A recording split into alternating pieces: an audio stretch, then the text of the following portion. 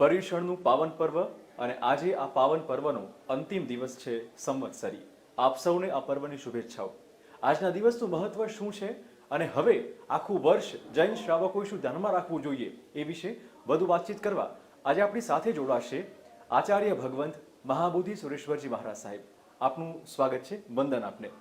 મહારાજ સાહેબ, આજનું સંવત્સરીનું પર્વ એનું શું વિશેષ મહત્વ છે પર્યુષણ પર્વ દરમિયાન? સંવત્સરીનો અર્થ છે સંવત્સર એટલે વર્ષ. વર્ષ દરમિયાન એક જ વખત આવતો આ દિવસ છે. આમ જોવા જઈએ તો પર્યુષણના 8 દિવસમાં 7 દિવસ એ સાધનાના દિવસ છે. એક દિવસ એટલે કે આજનો દિવસ એ સિદ્ધિનો દિવસ છે. 12 મહિના દરમિયાન શ્રાવક જીવનોમાં કે સાધુ જીવનની અંદર કોઈ વિશેષ પાપ, અતિચાર, કશાયની મલિનતા થઈ હોય તો આજના દિવસે તમામ શ્રાવક શ્રાવિકાઓ, સાધુ સાધ્વીજી ભગવંતો સંવત્સરી પ્રતિક્રમણ કરવા દ્વારા પોતાના એ પાપોનું પ્રાયશ્ચિત કરે છે.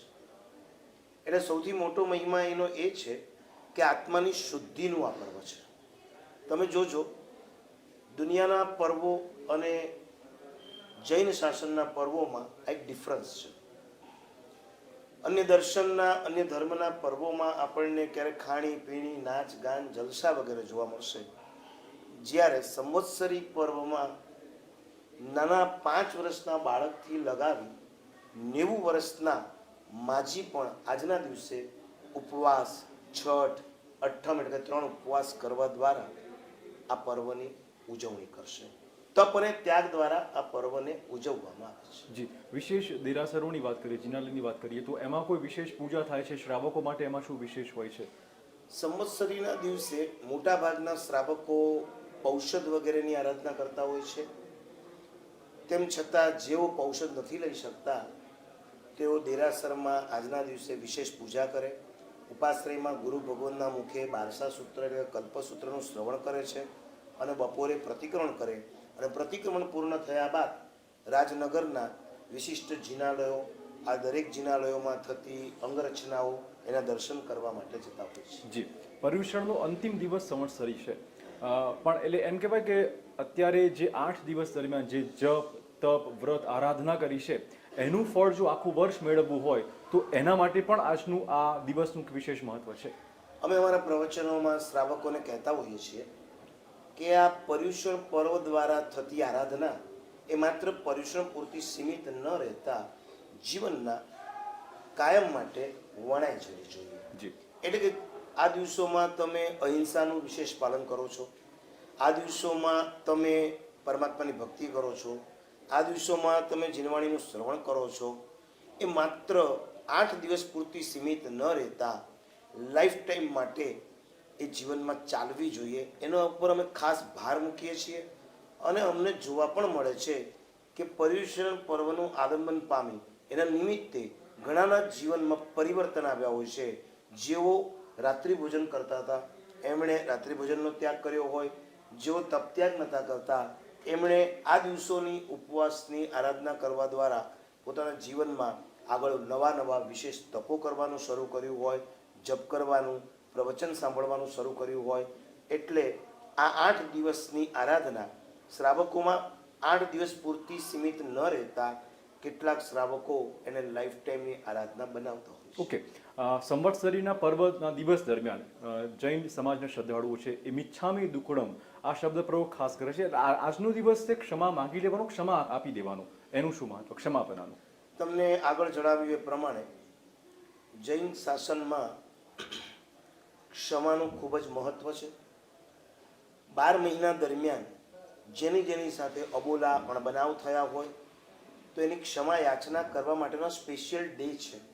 દુનિયામાં જે mother's day, father's day, friendship day, Valentine day વગેરે ડે ચાલે છે, અમારા ભગવાન મહાવીરના શાસનમાં બહુ મહત્વનો દિવસ હોય તો સંવત્સરીનો ક્ષમાપનાનો દિવસ છે. આ 12 મહિના દરમિયાન થઈ જે મંદુક એ આજના દિવસે જો એનું મિચ્છામી દુક્કડમ ન આપવામાં આવે તો એમ કહેવાય છે કે એ આત્મા ભાવથી જૈન ધર્મની બહાર ચાલ્યો જાય છે. કોઈની એવી ઈચ્છા નથી હોતી કે હું જૈન ધર્મની બહાર ચાલ્યો જાઉં. એટલા માટે મેક્સિમમ સંવત્સરીના દિવસે તો બધા હૃદયથી એકબીજાને ખમાવી દેતા હોય છે અને એ પરંપરા આજની નથી, હજારો વર્ષોથી ચાલી આવે છે. એ પરંપરા અનુસાર મિચ્છામી દુક્કડમનો અર્થ છે મિચ્છા એટલે મિથ્યા થાઓ, મેં એટલે મારું, દુક્કડમ એટલે દુષ્કૃત. જી. મેં ક્રોધ કર્યો, મેં વેર બાંધ્યું, મેં અબોલા લીધા, મેં અણબનાવ કર્યો, મારા દ્વારા કોઈનું મનદુખ થયું હોય તો એ જે દુષ્કૃત કર્યું છે એ દુષ્કૃત આજે હું મિચ્છામી દુક્કડમ આપવા દ્વારા ફોગટ કરું છું, નિરર્થક બનાવું છું. હર્ષ સાહેબ, પણ આજના જે સોશિયલ મીડિયાની જનરેશન અત્યારે છે, મિચ્છામી દુક્કડમ માત્ર કહેવા પૂરતું થતું હોય એવું આપને લાગે છે? કેમ કે ક્ષમા આપનાર મોટો કે ક્ષમા માગનાર મોટો? અમારે તો એમ લખ્યું છે કે સામાન્યથી નાનો મોટાને જઈને ખમાવે. જી. ભૂલ સમજો બાપની થઈ છે તો પણ દીકરાની ફરજ છે કે મારી સાથે પપ્પાને અણબનાવ થયો છે તો મારે મારા પપ્પાને મિચ્છામી દુક્કડમ આપવાનું. જી. માની લો કે છોકરો જરા ઇગોઇસ્ટિક છે, એ એના પપ્પાને એમ કહે છે કે ભૂલ તમારી છે, હું શેનો માગું, તો પપ્પાએ ઊભા થઈ અને એના દીકરાને મિચ્છામી દુક્કડમ કહેવાનું. જેવી રીતના ભગવાન મહાવીરના શાસનમાં એવા ઘણા બધા દાખલાઓ છે કે ગુરુએ શિષ્યને જઈને ખમાવ્યા. જી. શિષ્યએ ગુરુને ખમાવવાના હોય, ફરજ એની છે, પણ શિષ્ય કદાચ અભિમાનમાં ચડી ગયો તો ગુરુ ઊભા થઈને શિષ્યને ખમાવે છે. તમે જો એમ પૂછતા હો કે આજનું ન્યૂ જનરેશન હૃદયથી, તો મને એમ લાગે છે કદાચ આજના વડીલો કરતાં આજનું ન્યૂ જનરેશન વધારે નિખાલસ છે. જી. અમે દર વર્ષે 15 થી 30 વર્ષની એજ ગ્રુપના 1000 યુવાનો સમક્ષ 2.5 કલાકનું પ્રવચન શિબિર દ્વારા કરીએ છીએ. મારા આ વખતના પહેલા પ્રવચનનો ટોપિક હતો ઈગો ઇઝ ધ ફર્નિચર. આપણા હૃદયમાં જેમ ઘરની અંદર ફર્નિચર વધારે જગ્યા રોકે છે, એમાં આપણા હૃદયમાં ઈગોએ જ વધારે જગ્યા રોકી છે. તમારા ઈગોને દૂર કરવો હશે તો તમારે જગતના જીવો પ્રત્યે પ્રેમ કરવો પડશે.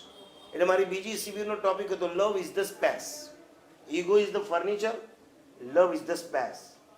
એ વખતે મેં આ યુવાનોને કીધું કે આજે અહીંથી ઘરે જતા પહેલાં તમારા જે ફ્રેન્ડ સાથે, તમારા ફેમિલી મેમ્બર સાથે તમારે મન દુઃખ થયું હોય તો પહેલાં અહીંથી ઘરે ન જતા પહેલાં તમારા એ ફ્રેન્ડ્સ કે ફેમિલીને તમે મિચ્છામી દુક્કડમ આપજો, પછી તમે ઘરે જજો. તમે નહીં માનો, એમાંના ઘણા ખરા યુવાનો શિબિર પૂર્ણાહુતિ થયા બાદ ઘરે ન જતા પોતાના ફ્રેન્ડ્સની પાસે ગયા, મિચ્છામી દુક્કડમ માગ્યું, પછી પોતાના ઘરે ગયા.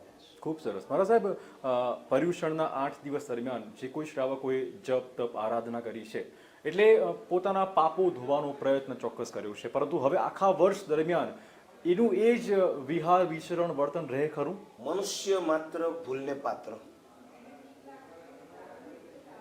આપણે એવું નથી ઈચ્છતા કે એ આનું આ જ વર્તન ચાલુ રાખે, છતાં સંજોગો, સમય, પરિસ્થિતિઓ એને ક્યારેક આવા કાર્યો કરવા માટે ખેંચતી હોય છે. તો એનો મતલબ એ પણ નથી કે આ સંવત્સરીના દિવસે પ્રતિક્રમણનો મતલબ શું, જો એ કર્યા પછી પાછી એની જ ઘરેડમાં જવું હોય તો? બિલકુલ બિલકુલ. તો હું તમને એમ કહું કે મલેરિયા થયો છે, મેં દવા લીધી પણ મારો મલેરિયા દૂર ના થયો, તો મારે શું દવા છોડી દેવાની? મારે દવા નથી છોડવાની, મારે એનો ડોઝ વધારવો પડશે. કદાચ ડોઝથી પણ ન સુધર્યું તો મારે ડૉક્ટર ચેન્જ કરવા પડશે. બિલકુલ. અલ્ટિમેટલી મારે મારો રોગ દૂર કરવો છે, એ માટે હું પ્રયત્ન કરીશ. એવી જ રીતના આ ભાવુકો દર વર્ષે પ્રતિક્રમણ કરવા દ્વારા સંપૂર્ણ પાપથી કદાચ નિવૃત્ત નથી થતા, પણ 100માંથી 10% પણ જો લેસ થાય તો એમ કરતાં કરતાં કરતાં કરતાં 10 વર્ષે, 20 વર્ષે, 30 વર્ષે એના આત્માની પરિણતિ એવી ઘડાશે કે જેના કારણે એના જીવનની અંદર 5-15 વર્ષે પણ પરિવર્તન અચૂક આવશે જ. એ પરિવર્તન એનો પરલોક સુધારશે, એ પરલોકમાં મળેલી સદગતિ એને પરંપરાએ પરમ ગતિ સુધી પહોંચાડશે. મારા સાહેબ, આપે ભાવકોની વાત કરી, હવે થોડી ભગવંતોની પણ થોડી વાત કરીએ કે ભગવંતો પણ આ પર્યુષણ દરમિયાન જપ તપ આરાધના કરતા હોય છે, એમનો ઉદ્દેશ શું હોય છે? સાધુ ભગવંતોએ તો જ્યારથી દીક્ષા લીધી ત્યારથી એમનો ઉદ્દેશ એક જ હોય છે કે આ સંસારમાં જીવ કર્મને લીધે ભટકે છે, જીવ સંસારમાં કર્મને લીધે દુઃખ પ્રાપ્ત કરે છે. આ દુઃખથી જો મુક્ત થવું હોય તો કર્મથી મુક્ત થવું પડે, અને કર્મથી મુક્ત થવું હોય તો જીવનમાં આચાર તપ જપ ભગવાને બતાવેલી આજ્ઞા એનું પાલન કરવું જોઈએ. એટલે આમ જોવા જઈએ તો એમના માટે તો રોજ સંવત્સરી છે. એ રોજ આરાધના કરવા દ્વારા તપજપ કરવા દ્વારા ભગવાનની આજ્ઞાનું પાલન કરવા દ્વારા ધીમે ધીમે ધીમે ધીમે ભગવાન જ્યાં પહોંચ્યા છે ત્યાં સુધી પહોંચવાનો પ્રયત્ન ચાલુ છે. જી, આપનો ખૂબ ખૂબ આભાર મારા સાહેબ તમામ વાતચીત બદલ. ધર્મલા. તો એમ કહી શકાય કે આજનો એ પર્વ છે સંવત્સરીનું એક ક્ષમાપનાનું પર્વ છે, પરંતુ આપ સૌને મારા સાહેબે એ પણ કીધું કે અબોલા હોય કડવાશ હોય એને ભૂલીને આજે સાચા દિલથી તમે તમારા સ્નેહીને માફી આપજો, માફ કરજો અને માફી માંગી પણ લેજો. તો કદાચ આખું એ વર્ષ દરમિયાન તમે આ જૈન દર્શનનો જે હાર્દ છે એને પકડી અને તમારું જીવન જે છે એ સમૃદ્ધ બનાવી શકશો. આપ સૌને પણ અમારા સૌ વતી મિચ્છામી દુક્કડમ.